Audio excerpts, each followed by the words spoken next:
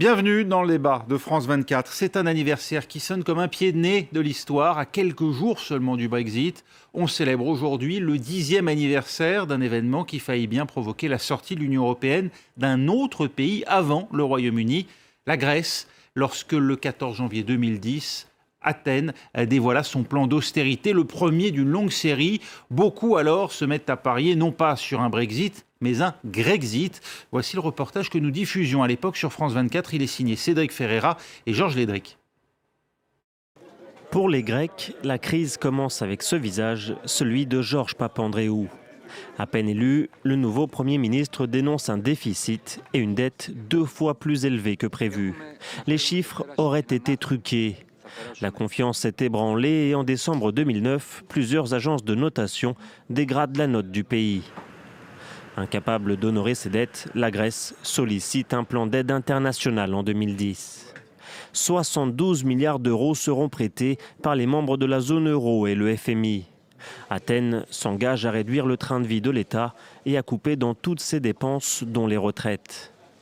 L'austérité est violente, trop pour une société qui découvre le chômage de masse.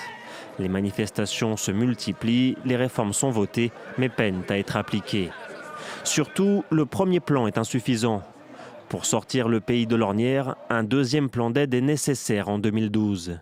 Cette fois, 130 milliards d'euros sont prêtés. Une partie de la dette est restructurée à ce moment-là.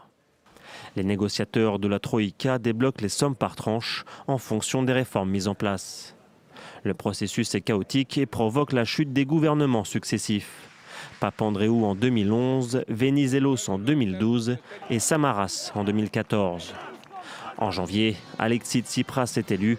Il promet la fin de l'austérité et l'annulation d'une dette qui pèse plus de 170% du PIB.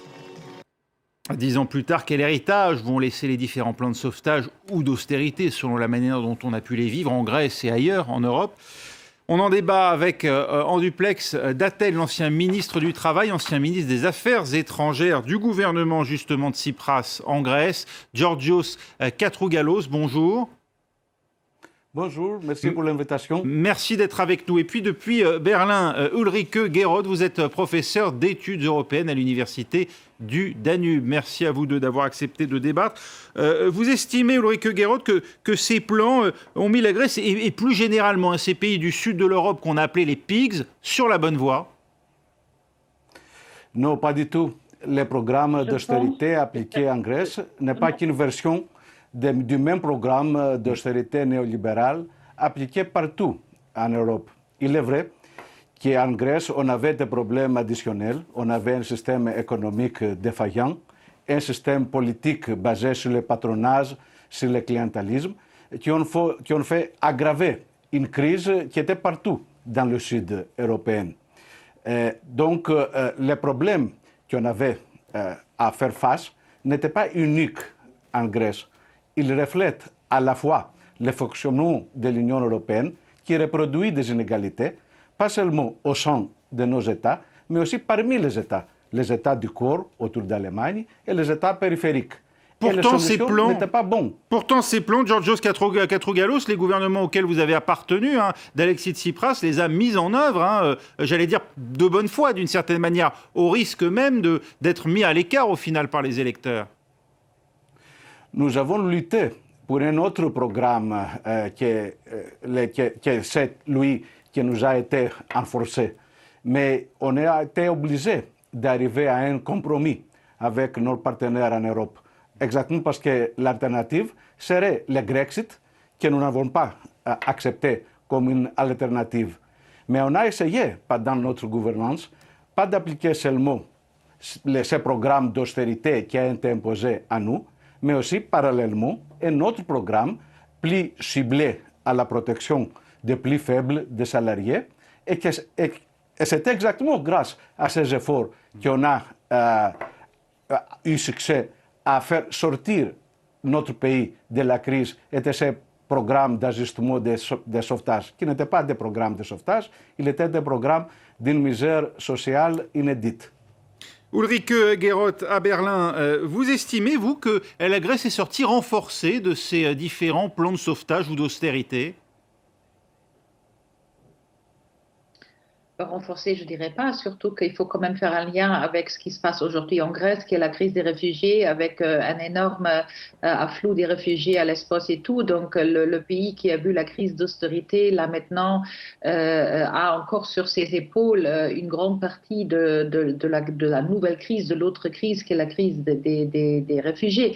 Mais pour rajouter à ce qui s'est dit, je pense qu'il faut quand même contextualiser qu'on ne parle pas d'une crise de l'euro ou une crise de la gouvernance, surtout, mais surtout une crise des banques, hein, parce que tout a commencé avec une socialisation de la dette des banques, et c'est que quand en juin ou en avril 2012, que le Conseil européen ne pouvait pas résoudre ce grand problème qui est encore là aujourd'hui, qui est quand même le problème de la, comment dire, de la sovereign debt and state debt. Oui, donc, de la dette publique, la dette publique extérieure. Voilà, et comme la mutualisation de la dette. Voilà, excusez pour mon français, mais la mutualisation de la dette. Et donc, je me souviens très, très bien, parce que j'étais à Berlin à l'époque, on avait discuté la question des eurobonds. Elle était sur la table. Il y avait un refus des pays du Nord. C'était clairement l'Allemagne, mais aussi la Suède, l'Autriche, les Pays-Bas. Et donc, aujourd'hui, on est toujours en train de faire, en fait, la construction de l'union bancaire qui aurait été la solution, qui serait toujours la solution. C'était une erreur, Ulrike Guérot. Il y a eu un manque de solidarité, voire un égoïsme de la part de l'Allemagne, notamment quand on voit le stock de dette, 171% du PIB, hein, qui continue de grever l'économie grecque. Vous avez raison, je serais d'accord. Je pense qu'il y a une... Allez-y, Ulrike Guérot, on vous écoute. Pardon, excusez-moi.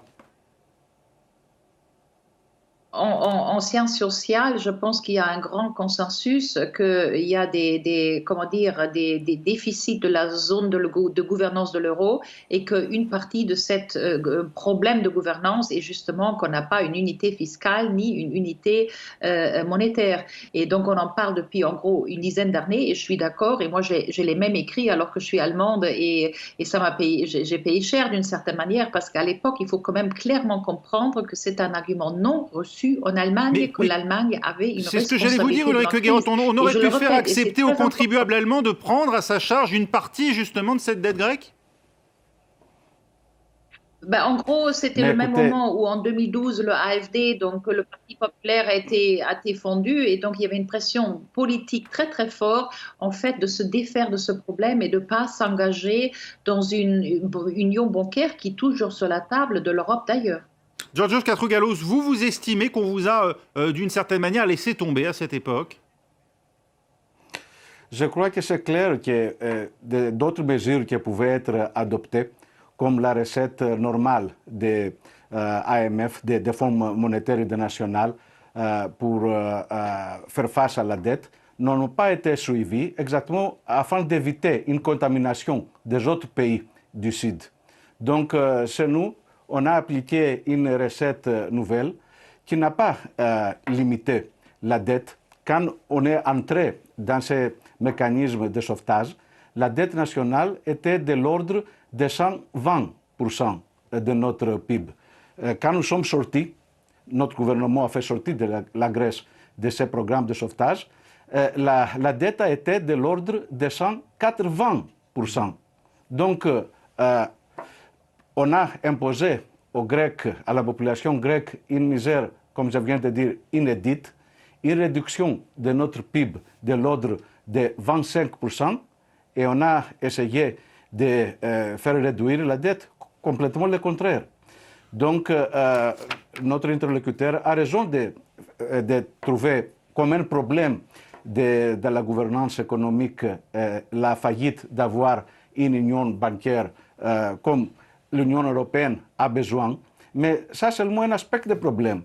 On continue d'appliquer des politiques qui ne favorisent pas la croissance, mais en effet une répartition de la richesse en faveur des plus riches. Et je crois que ce n'est pas un problème limité au fonctionnement de l'Union européenne seulement, mais c'est un problème aussi national. Mais aujourd'hui, Georgios Katrougalos, l'économie grecque croît à nouveau depuis 2017, à un rythme d'un peu plus de 2% par an. Le chômage est baissé sous les 20%. Vous diriez-vous que la Grèce est tirée d'affaire? Ça, c'est un les plus grands succès de notre gouvernement. Vous avez raison, nous sommes en retour à la croissance. Ça ne se traduit pas par une baisse de la pauvreté, hein? On a limité un peu la pauvreté, on a fait réduire un peu la pauvreté. Un tiers des Grecs vivent sous le seuil de pauvreté.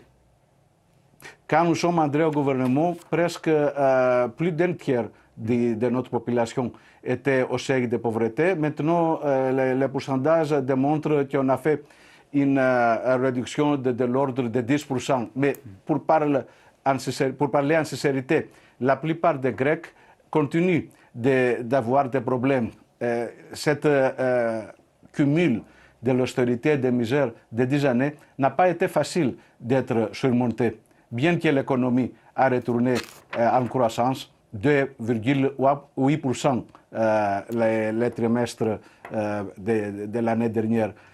Donc la réalité est que bien qu'on a eu succès à améliorer les indices, les fondamentaux de l'économie, la croissance, les exportations, les investissements, les citoyens grecs moyens avaient encore des problèmes de revenir à cette seuil de sécurité qui se sentait avant la crise. Ulrike Guérot, la Grèce est-elle toujours menacée d'après vous et avec elle l'unité de l'Europe aujourd'hui ? Je pense, enfin, j'étais très souvent en Grèce et d'ailleurs je me suis désolée du pays. C'est dire aussi, enfin, je n'ai pas de problème de dire que je suis amie de Yanis Varoufakis. Je me suis battue justement pour avoir une recension de son livre, de ses mémoires dans la presse allemande qui refusait de regarder la crise grecque. Donc, outre les problèmes financiers, outre les problèmes économiques, outre les problèmes sociaux très durs, et j'en ai vu aussi parce que j'ai aussi des amis grecs qui m'ont raconté qu'est-ce que ça fait si 2 personnes perdent leur boulot, où il faut, comment dire, épargner 60% sur son budget mensuel. Enfin, c'était quand même des choses très graves. Outre de ça, je trouve qu'il y a comme une grande fissure politique entre le nord et le sud de l'Europe, entre l'Est et l'Ouest aussi, mais surtout entre l'Allemagne et la Grèce. On commence doucement de réparer.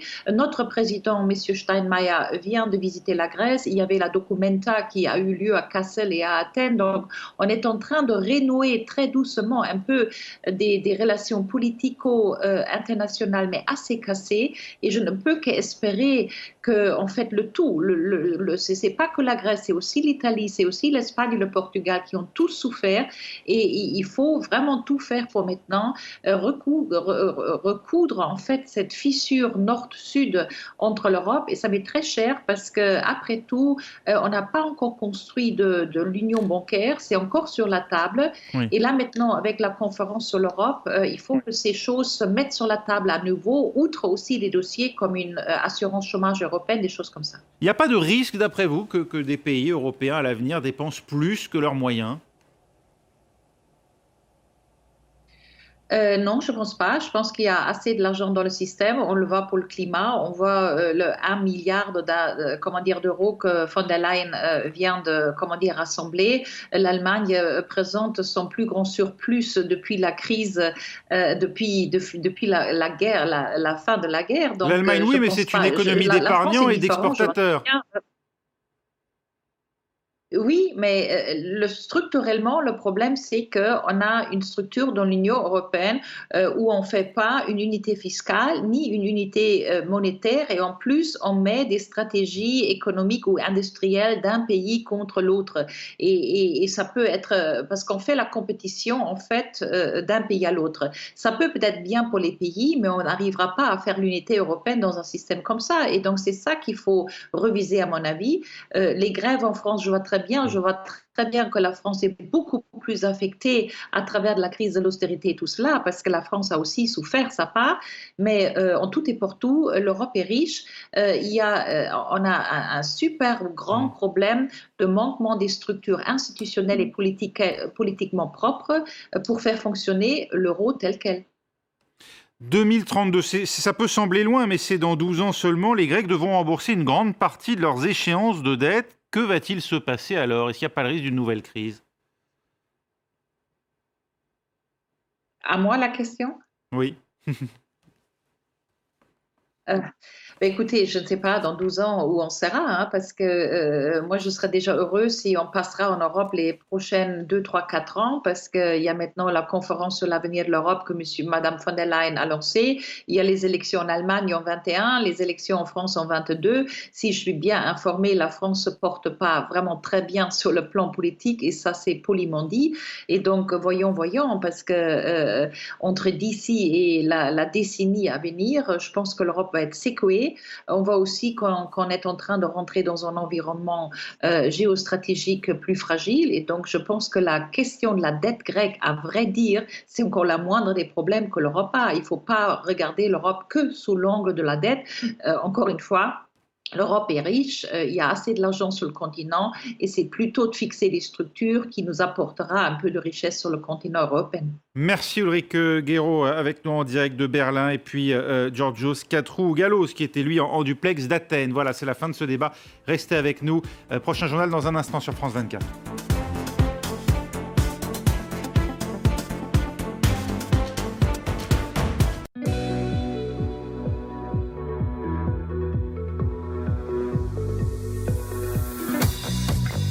France 24, l'art sous toutes ses formes. Liberté, égalité, actualité.